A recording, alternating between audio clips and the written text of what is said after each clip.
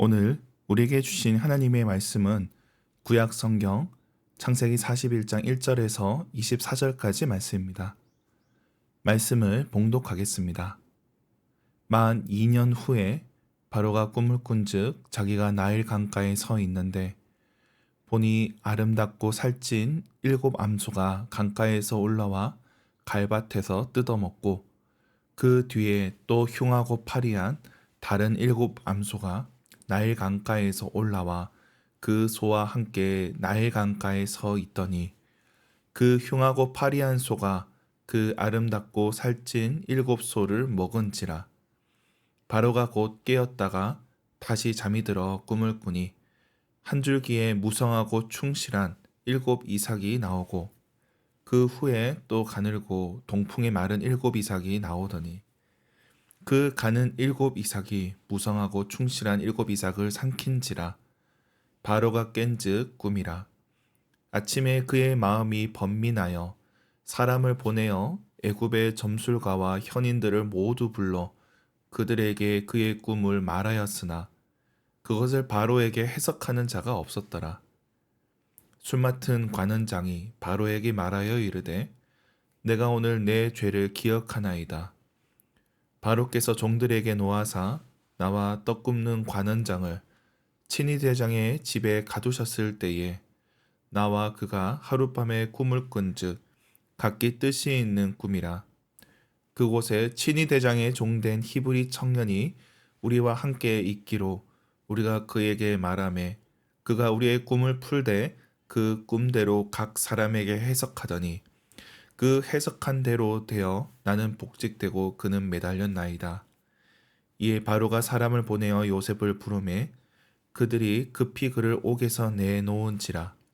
요셉이 곧 수염을 깎고 그의 옷을 갈아입고 바로에게 들어가니 바로가 요셉에게 이르되 내가 한 꿈을 꾸었으나 그것을 해석하는 자가 없더니 들은즉 너는 꿈을 들으면 능히 푼다 하더라.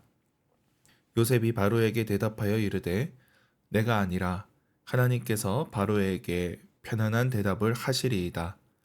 바로가 요셉에게 이르되 내가 꿈에 나일 강가에 서서 보니 살찌고 아름다운 7암소가 나일 강가에 올라와 갈밭에서 뜯어먹고 그 뒤에 또 약하고 심히 흉하고 파리한 7암소가 올라오니 그같이 흉한 것들은 애굽 땅에서 내가 아직 보지 못한 것이라. 그 파리하고 흉한 소가 처음에 7살찐 소를 먹었으나 먹은 듯 하지 아니하고 여전히 흉하더라. 내가 곧 깨었다가 다시 꿈에 보니 한 줄기에 무성하고 충실한 7이삭이 나오고 그 후에 또 가늘고 동풍에 마른 7이삭이 나더니 그 가는 이삭이 좋은 7이삭을 삼키더라. 내가 그 꿈을 점술가에게 말하였으나 그것을 내게 풀이해 주는 자가 없느니라. 아멘.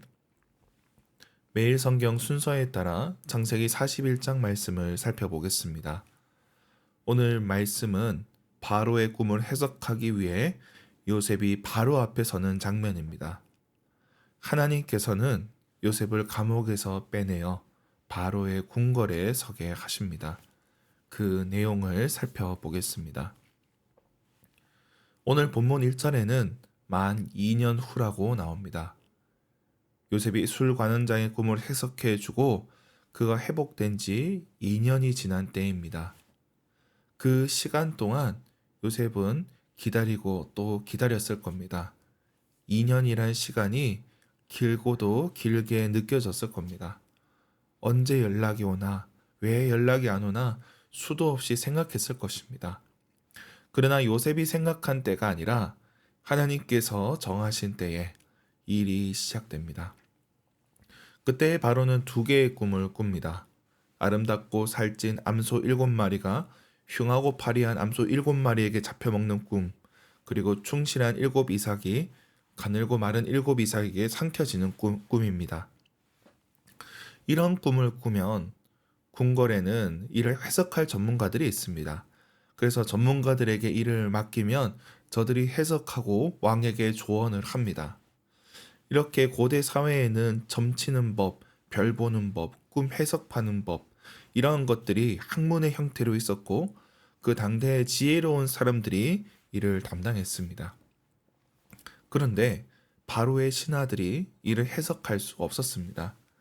그때 술 맡은 관원장이 나서게 됩니다. 자신에게 있었던 일을 밝히고 요셉을 추천하게 됩니다. 이제 요셉이 바로 앞에 서서 그 꿈을 듣게 됩니다. 그렇게 요셉은 감옥에서 궁궐로 올라왔고 이제 바로의 꿈을 해석하는 자리에 서게 된 것입니다. 애굽의 지혜자들도 할 수 없는 일이 요셉에게 주어진 것입니다. 그렇게 오늘 본문은 마무리됩니다. 오늘 본문에서 우리는 하나님의 때를 생각하게 됩니다. 우리가 생각하는 때는 하나님의 때와 다릅니다.